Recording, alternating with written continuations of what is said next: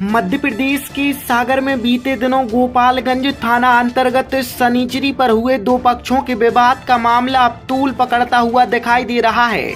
बता दें कि बीते दिनों हुए इस विवाद में दो समुदाय आमने सामने आ गए थे। इस मामले को नया रंग देने की कोशिश में कुछ असामाजिक तत्वों ने सनीचरी क्षेत्र में जमकर उत्पात के साथ तोड़फोड़ की थी, जिसको लेकर आज मुस्लिम समाज के लोगों ने एसपी के नाम पुलिस कंट्रोल में ज्ञापन के माध्यम से आरोपियों पर उचित कार्रवाई करने की बात कही है।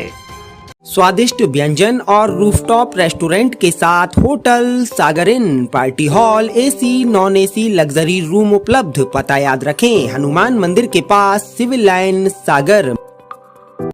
दरअसल मुस्लिम समुदाय के लोगों का कहना है कि बीते दिनों सनीचरी पर उनके हाफिज को रोककर वहां पर रह रहे एक सुरेश उपाध्याय नामक व्यक्ति ने उनके साथ जातिगत अपमान कर उनसे बदतमीजी की और यहां से निकलने को लेकर जातिगत अपमान किया, जिसको लेकर मुस्लिम समुदाय के लोग आक्रोश में आ गए और उन्होंने आरोपी पर कड़ी से कड़ी कार्रवाई करने की मांग की है।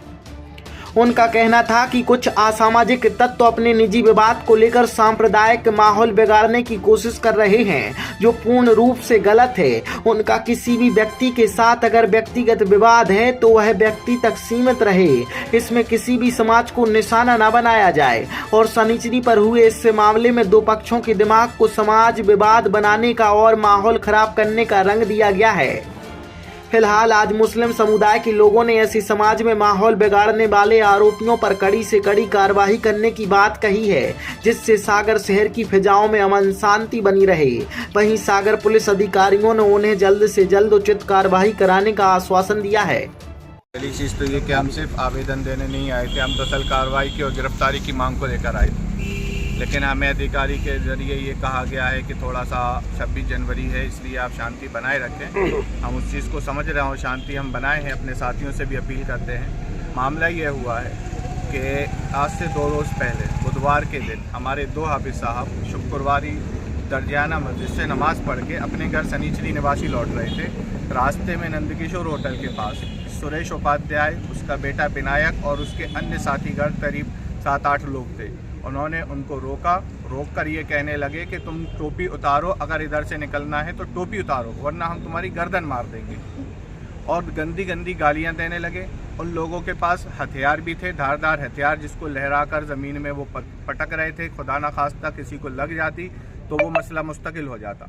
हम उसकी FIR कराने के लिए पिछले 2 दिन से कंटिन्यू जो है अधिकारियों की चक्कर लगा रहे हैं। उम्मीद है आप सबके माध्यम से शायद हमें न्याय मिले, चूँकि एक धर्म विशेष को अगर दाढ़ी और टोपी के ऊपर टारगेट किया जाएगा तो मैं समझता हूं कि शायद ये हमारे देश के लिए बहुत ही दुर्भाग्यपूर्ण बात है। ये जैसा कि आप सुरेश उपाध्याय का नाम बता रहे हैं, इसका किसी के साथ व्यक्तिगत कोई लड़ाई या बुराई थी जिसको लेकर टारगेट किया क्या है? इससे पहले भी कोई? भाई साहब, मसला ये है कि व्यक्तिगत हर आदमी की किसी न किसी से कुछ ना कुछ बुराई है, लड़ाई है।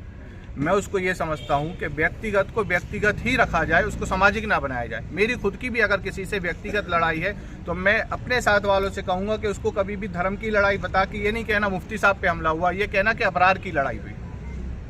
कौन है शुरू से बात? कोई पार्टी से जुड़ा, संगठन से या नेता, कौन है? सुना है ऐसा कि संगठन से जुड़ा हुआ है और शायद ये भी सुना है कि RSS से जुड़ा हुआ है, लेकिन मुझे उसका कुछ कंफर्म ऐसा सुना होने से क्या है, वो तो पता भी चल जाएगा कि जुड़ा है कि नहीं जुड़ा है। सर ये तो आप लोग का काम है, मैंने नाम बता दिया, आप लोग वो भी बता देंगे कि कौन पता है। नहीं चलेगा, आप बता दें सर जुड़ा है क्या, कंफर्म आप बता दें। नहीं, मैं बता दूंगा, अगली बार मैं बता देंगे, मैं भी बता दूंगा कि कंफर्म। हमारे भाई साहब कह रहे हैं कि जुड़ा हुआ है, लेकिन मुफ्ती साहब।